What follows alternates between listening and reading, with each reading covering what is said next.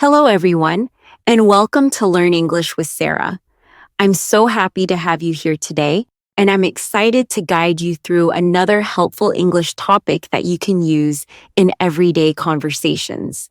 Today, we're going to explore how to talk about food in English, your favorite meals, why you enjoy them, how to describe them, and how to use simple expressions that sound natural when speaking with others.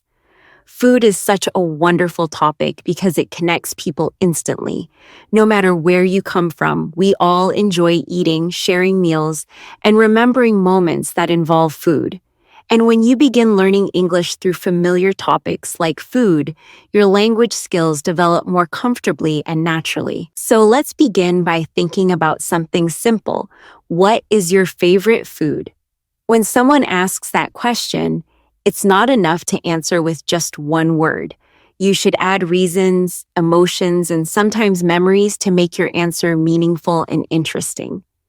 For example, instead of saying, "I like noodles," you can say, "I like noodles because they are warm, comforting, and remind me of eating dinner with my family on weekends." Adding a reason transforms a basic answer into a small story. Many people choose their favorite food not only because of the taste, but also because of the memories attached to it. Some foods remind us of childhood. Maybe someone cooked a special dish when you were young, and now when you taste it again, it feels like going back to that moment. For others, their favorite food represents special occasions, holidays, celebrations, or meals enjoyed while traveling. When you talk about your favorite food in English, connect what you feel with what you taste. That's what makes a conversation genuine and engaging.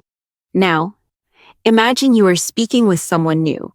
Asking about favorite food is one of the easiest ways to begin a friendly conversation. If you say, "My favorite food is grilled chicken because it is tender and flavorful," the other person can respond naturally, perhaps by sharing their own preference. Suddenly, both of you are talking without pressure or awkward silence. Food softens conversations and makes communication easier. To make your description sound natural, it is important to use some useful describing words.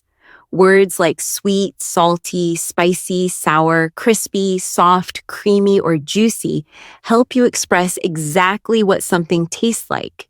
These words allow the listener to imagine the flavor, even if they have never tasted it themselves. When we talk about food and emotions, we also talk about comfort food.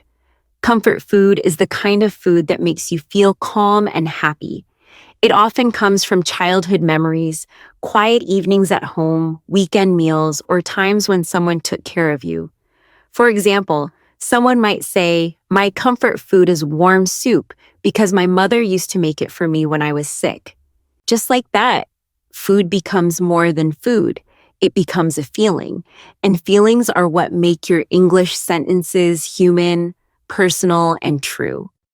Food also influences how we interact with others. When someone cooks for you, you can express gratitude with simple sentences such as, "Thank you for the meal, it was wonderful," or "Everything tasted amazing." Complimenting food is a beautiful way to show appreciation. It shows kindness and helps strengthen relationships. Even when you don't like something, you can still speak politely. Instead of saying, "I don't like this," you can say, "It's not really my taste," or "I'm not a big fan of it." Politeness in English doesn't require long sentences. It only requires a soft tone. And with English, tone matters as much as words. Another useful situation where food vocabulary appears is in restaurants. Ordering a meal is one of the most common real-life interactions where English is used. When the waiter asks what you would like, you can say, "I'd like grilled fish, please," or "Can I have rice with vegetables, please?" Adding the word "please" always makes your sentence sound respectful. And if you have special requests, simple phrases like, "Could you add extra sauce?" or "Can I have it without onions?" help you communicate clearly.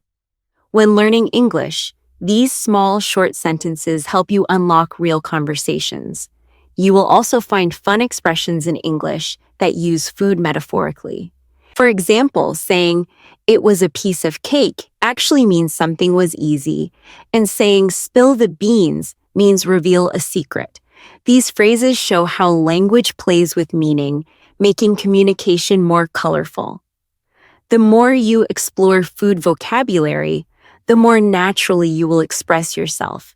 And soon you will find that talking about food opens the door to many other conversations about culture, home, childhood, travel, and relationships. As you listen to this lesson, think about your own food memories. Think about the food you love and be ready to describe why. That is how language becomes real. Not just words from a book, but feelings put into speech. When you begin talking comfortably about food, you also begin discovering how English helps express identity. Every bite you enjoy, every meal you remember, becomes part of who you are. Think about how certain dishes appear in celebrations, how some drinks are connected to seasons, or how particular meals are cooked only during special moments. When you describe these things in English, you're not just learning vocabulary, you are sharing your life, your culture, and your personal experiences. And that is what makes conversation meaningful. Food also connects people when they travel. Imagine visiting a new country and tasting something unfamiliar. You can describe it simply, such as, "I tried a dish that was spicy and crispy, but it tasted amazing." Using simple sentences like that helps you communicate confidently, even with native speakers. Learning English through food is effective because you already have strong feelings about the topic. You don't need research, you only need to remember your experiences. You already know what you like, what you don't like, what smells comforting, what reminds you of a holiday, and which flavors are unforgettable. All you need is the language to express it. Let's continue building that language by talking about healthy food. Healthy food gives the body strength. Foods like vegetables, fruits, fish, nuts, brown rice, and beans help our bodies stay active, clear-minded, and energetic. Many people describe healthy food as fresh, natural, or light. When talking about healthy habits, you can say, "I try to eat healthy food because it helps me feel strong and focused." Notice how a simple sentence expresses not only the food, but also the reason.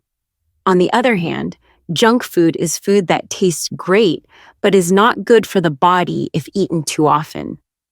Candy, soft drinks, fast-fried food, and sugary desserts are examples. You can still enjoy them, just not all the time.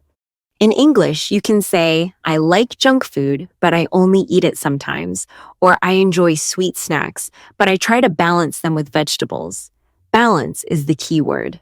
Just like language learning, eating well requires balance.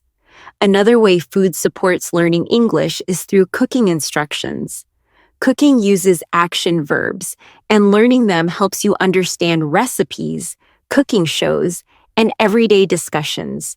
Words like chop, boil, fry, bake, slice, mix, marinate, and season are helpful. For example, "I chopped the vegetables" or "I mixed the sauce" are simple, active English sentences. Even describing simple steps builds confidence. Cooking vocabulary helps a lot when watching videos. When someone says, "Now we bake it for 30 minutes at 400 degrees, you immediately connect the action to the language. The more you hear these words in real contexts, the more natural they become. And soon you will be able to describe your own recipes or even ask others, "How do you make that dish?" Then you begin conversations, not because you studied grammar rules, but because you shared something you enjoy. You can also use English when ordering food delivery, visiting markets, reading menus, or asking for suggestions. Imagine saying, "What do you recommend?" or "Is this dish sweet or spicy?" These sentences are small but powerful. Using them makes you more independent, confident, and connected to other people. Now let's explore something deeper. Food as memory. When people experience difficult days, food can bring comfort. When they achieve something important, they often celebrate by eating something special. Food can mark moments in time. Birthdays, holidays, big changes, reunions, and plans for the future.